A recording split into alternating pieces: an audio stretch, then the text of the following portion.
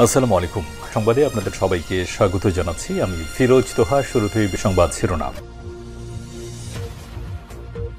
বাংলাদেশের সর্বশেষ গুরুত্বপূর্ণ আপডেট সংবাদে আপনাকে স্বাগত। শুরুতেই সংবাদ শিরোনাম, পরে বিস্তারিত। শুরুতেই জানাবো, বীরগঞ্জে জামাত ইসলামের ইফতার মাহফিলে বিএনপির হামলা, গুরুতর আহত 4। দিনাজপুরের বীরগঞ্জে জামাত ইসলামের ইফতার মাহফিলে হামলা চালিয়েছে বিএনপির নেতাকর্মীরা। এতে জামাত ইসলামের 4 জন গুরুতর আহত হয়েছে বলে জানা গেছে। আজ উপজেলার শিবরামপুর ইউনিয়ন দেউলিবাজারের পাশে আবদুল্লাহ মাস্টারের চাতালে এই ঘটনা ঘটে। এরপর জানাবো, এক পরিবারের স্বার্থে আটকে যাবে না দেশের সংস্কার, বললেন তাসনিম জারা। এক পরিবারের স্বার্থে দেশের সংস্কার আটকে যাবে না বলে মন্তব্য করেছেন জাতীয় নাগরিক পার্টির যুগ্ম আহ্বায়ক ডাক্তার তাসনিম জারা। শুক্রবার 28শে মার্চ রাতে নিজের ভেরিফাইড ফেসবুক পেজেতে এক পোস্টে এই মন্তব্য করেছেন তিনি। এদিকে ১৩ তলা ভবন থেকে লাফিয়ে নিজেকে শেষ করলেন তরুণী। ময়মনসিংহ নগরীতে একটি বহুতল ভবন থেকে লাফিয়ে পড়ে ২৫ বছর বয়সী এক তরুণী আত্মহত্যা করেছেন। শুক্রবার ২৫শে মার্চ দুপুরে গাঙ্গিনারপাড় এলাকায় ১৩ তলা বর্ণালী টাওয়ার থেকে পড়ে আত্মহত্যা করেছে বলে জানিয়েছে পুলিশ। তবে নিহতের নাম পরিচয় জানাতে পারেনি পুলিশ। এবারে জানাবো, ব্রাহ্মণবাড়িয়ার জমিতে হাঁস যা নিয়ে দুই পক্ষের সংঘর্ষ, আহত ২৫। ব্রাহ্মণবাড়িয়ার নাসিরনগর জমিতে হাঁস যাকে কেন্দ্র করে দুই পক্ষের মধ্যে সংঘর্ষে অন্তত ২৫ জন আহত হয়েছে। শুক্রবার ২৮শে মার্চ বিকেলে উপজেলার চাতলপাড় ইউনিয়নের গুজিয়াখাই গ্রামে এই সংঘর্ষের ঘটনা ঘটে। এদিকে ভূমিকম্পের পর মিয়ানমারে জরুরি অবস্থা জারি। দক্ষিণ পূর্ব এশিয়ার দেশ মিয়ানমারে শক্তিশালী ভূমিকম্প আঘাত এনেছে। রিক্টার স্কেলে এই কম্পনের মাত্রা ৭.৭। পরে সেখানে আরেকটি কম্পন অনুভূত হয়। দ্বিতীয় কম্পনের মাত্রা ছিল ৬.৪। মিয়ানমারে বর্তমানে ইন্টারনেট, বিদ্যুৎ ব্যবস্থা বন্ধ সহ উদ্ধার কাজ ব্যাহত হচ্ছে। এ অবস্থায় সরকার জরুরি অবস্থা ঘোষণা করেছে। এবং সর্বশেষ জানাবো, মিয়ানমারে ভূমিকম্পে নিহতের সংখ্যা বেড়ে ১৪৪।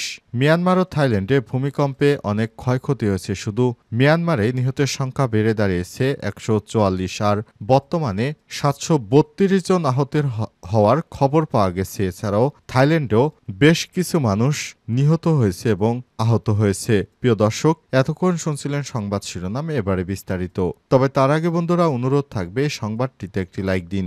এই চ্যানেলে আপনি নতুন হয়ে থাকলে আমাদের সংবাদটি দেখতে দেখতে চ্যানেলটি সাবস্ক্রাইব করে রাখুন। কমেন্ট করে বন্ধুরা আপনার মূল্যবান মতামত জানিয়ে দিন আপনি বিশ্বের কোন দেশ থেকে বা বাংলাদেশের কোন স্থান থেকে আমাদের সংবাদটি দেখছেন এবং শুনছেন। আর বন্ধুরা, এই সংবাদটি আপনার সোশ্যাল মিডিয়া ফেসবুকে শেয়ার করে বন্ধুদের দেখার সুযোগ করে দিন, যাতে তারাও আপনার মতো এই গুরুত্বপূর্ণ সংবাদটি দেখতে পারে। এবারে বিস্তারিত। বীরগঞ্জে জামাত ইসলামের ইফতার মাহফিলে বিএনপির হামলা, গুরুতর আহত ৪। দিনাজপুরের বীরগঞ্জে জামাত ইসলামের ইফতার মাহফিলে হামলা চালিয়েছে বিএনপির নেতাকর্মীরা। এতে জামাত ইসলামের ৪ জন গুরুতর আহত হয়েছেন বলে জানা গেছে। শুক্রবার উপজেলার শিবরামপুর ইউনিয়নের দেউলিবাজারের পাশে আবদুল্লাহ মাস্টারের চাতালে এই ঘটনা ঘটে। জামাত নেতারা জানান, প্রথমে ইফতার মাহফিলে স্থান ছিল বাজার মসজিদের সঙ্গে। সেখানে বিএনপি এবং সুশীল সমাজে ইফতার মাহফিল হয়, কিন্তু ওয়ার্ড বিএনপি সভাপতি মাহাবুল ও তার ভাই আসাবউদ্দিন বাধা দেন, পাশাপাশি হুমকি দেন সেখানে জামাতকে ইফতার মাহফিল করতে দেয়া হবে না। ফলে সংঘাত এড়াতে আবদুল্লাহ মাস্টারের চাতালে ইফতার মাহফিল করার সিদ্ধান্ত নেয় জামাত। ইফতারের কার্যক্রম শুরু করতে ওয়ার্ড বিএনপির সভাপতি মাহাবুল ও তার ভাই আসাবউদ্দিনের নেতৃত্বে জামাত কর্মীদের উপর হামলা চালানো হয়। এতে আনিসুর রহমান আনিস, দেলোয়ার সহ কমপক্ষে ৪ জন গুরুতর আহত হয়। তাদের বীরগঞ্জ স্বাস্থ্য কমপ্লেক্সে ভর্তি করা হয়েছে।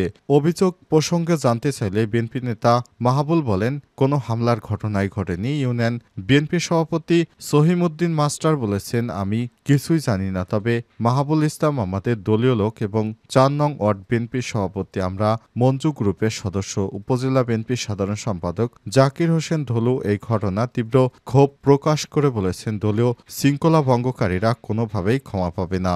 আয়োজকরা একবার মাহফিল স্থগিতের ঘোষণা দিলেও পরবর্তী উপজেলার আমির কারি আজিজুর রহমান ঘোষিত এমপি প্রার্থী মতিউর শফিউর রহমান এর দিক নির্দেশনায় ইফতার ও দোয়া মাহফিল সফল করা হয়েছে। ইউনিয়ন জামাতের সভাপতি কাজী মোহাম্মদ আব্দুর রহমান, ওয়ার্ড কমিটির সভাপতি আবদুল্লাহ জানান, ইফতার মাহফিলের প্রস্তুতি নেওয়ার সময় বিএনপির নেতাকর্মীরা হামলা চালিয়েছে, এতে আমাদের 4 জন আহত হয়েছে। বীরগঞ্জ থানার ওসি আব্দুল গফুর ঘটনাস্থল পরিদর্শন করেছে। তিনি বলেন, এটি তেমন বড় ঘটনা নয়। এক পরিবারের স্বার্থে আটকে যাবে না দেশের সংস্কার, বললেন তাসনিম জারা।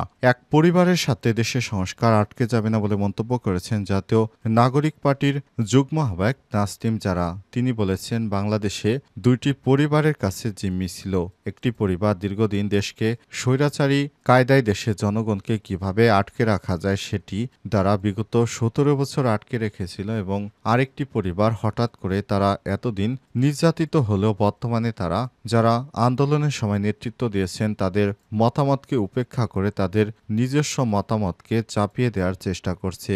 একটি পরিবারের একজন সদস্যর কারণে পুরো দেশের মানুষের সংস্কার আটকে যেতে পারে না, এটি কখনোই হতে দেবে না জাতীয় নাগরিক পার্টি এনসিপির নেতারা। আজ তাসনিম জারা তার ফেসবুক পেজে এক স্ট্যাটাসে এমন তথ্যই জানিয়েছেন। তাসনিম জারা বলেছেন, কোনো একক ব্যক্তির ইচ্ছায় বাংলাদেশ চলতে পারে না। দেশটি 16 কোটি মানুষের দেশ।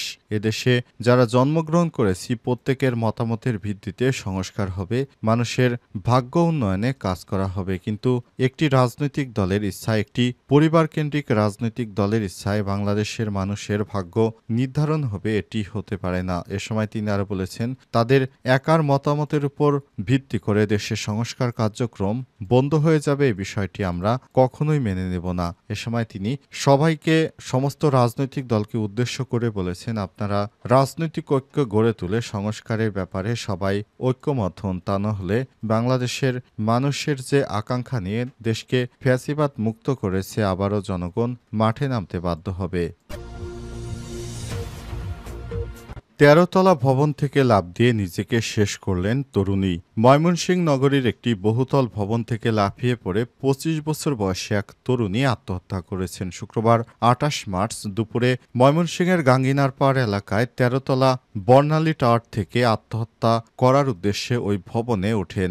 আত্মহত্যা করেছেন ভবনের লিফট দিয়ে ছাদে উঠে লাফিয়ে পড়ে আত্মহত্যা করেন। তবে নিহতের নাম পরিচয় জানাতে পারেনি পুলিশ। পুলিশ ও স্থানীয়রা জানান, দুপুর 1টার দিকে বহুতল ভবনটির ছাদে উঠে ওই তরুণী লাফিয়ে আত্মহত্যা করে পরে মরদেহ দেখতে তারা ভিড় জমান। তবে তরুণীকে কেউ চিনতে পারেনি। ময়মনসিংহ কোতোয়ালি মডেল থানার ভারপ্রাপ্ত কর্মকর্তা ওসি শফিকুল ইসলাম খান বলেন, তরুণীর আত্মহত্যার খবর পেয়ে ঘটনাস্থলে আসি। নিহত কী কারণে এই ভবনটির উপর থেকে লাফিয়ে পড়ে আত্মহত্যা করেছে তা তদন্ত করা হচ্ছে। লাশ উদ্ধার করে ময়নাতদন্তের জন্য ময়মনসিংহ মেডিকেল কলেজ হাসপাতালের মর্গে পাঠানো হয়েছে। বিষয়টি নিয়ে পুলিশ তদন্ত করছে। একটি সিসিটিভি ফুটেজ থেকে দেখা গেছে এক তরুণী হঠাৎ করে গাঙ্গিনীরপাড় এরিয়ার ওই বহুতল ভবনে আসেন এবং তাকে দেখে মনে হচ্ছিল তিনি ওই ফ্ল্যাটেরই বাসিন্দা। এরপর তিনি দ্রুত সময়ের মধ্যে লিফটে চেপে ওই বিল্ডিংয়ের ছাদে চলে যান এবং কাউকে কিছু না বলে তিনি একাই ওই ছাদে ওঠেন। এরপর এক পর্যায়ে তিনি ওই ছাদে উঠে কিছু না বলেই তিনি উপর থেকে ঝাঁপ দিয়ে মাটিতে পড়ে যান এবং এরপরই তার মৃত্যু হয়েছে। ব্রাহ্মণবাড়িয়া জমিতে হাঁস যাওয়া নিয়ে দুই পক্ষের সংঘর্ষ, আহত 25। ব্রাহ্মণবাড়িয়া নাসিরনগরে জমিতে হাঁস যাওয়াকে কেন্দ্র করে দুই পক্ষের সংঘর্ষে অন্তত 25 জন আহত হয়েছে। শুক্রবার 28 মার্চ বিকেলে উপজেলার চাতলপাড় ইউনিয়নে গোজাইখাই গ্রামে সংঘর্ষের ঘটনা ঘটে। পুলিশ ও স্থানীয়রা জানান, 15 থেকে 20 দিন আগে স্থানীয় রনেশা বেগমের কয়েকটি হাঁস গোজিয়াখাই গ্রামের জয়দর মিয়ার ফসলি জমিতে ঢুকে পড়ে। এতে ক্ষুব্ধ হয়ে জয়দর মিয়া রোশেনা বেগমের বাড়িতে গিয়ে মারধর করেন। এর 2 দিন পর প্রতিশোধ নিতে রোশেনার লোকজন জয়দর মিয়াকে রাস্তায় একা পেয়ে মারধর করে। এরপর উভয় পক্ষের মধ্যে উত্তেজনা সৃষ্টি হয়। এক পর্যায়ে সংঘর্ষ বেঁধে যায়। পরবর্তী স্থানীয়দের সহায়তায় দুপক্ষে আপোষে রাজি হয়েছে। তবে আপোষের পরও জয়দর মিয়ার লোকজন রোশেনার পক্ষের সাইফ মিয়াকে মারধর করে। এই ঘটনায় উভয় পক্ষ থানা ও আদালতে মামলা করে। সম্প্রতি ঈদ উপলক্ষে দুই পক্ষের লোকজন বাড়িতে আসতে শুরু করে। পূর্বের বিরোধের জেরে তারা নির্ধারিত সময়ের আগেই এলাকায় ফিরে আসে। শুক্রবার জুমার নামাজের পর দুই পক্ষের লোকজন ঘোষণা দিয়ে কবরস্থানের পাশে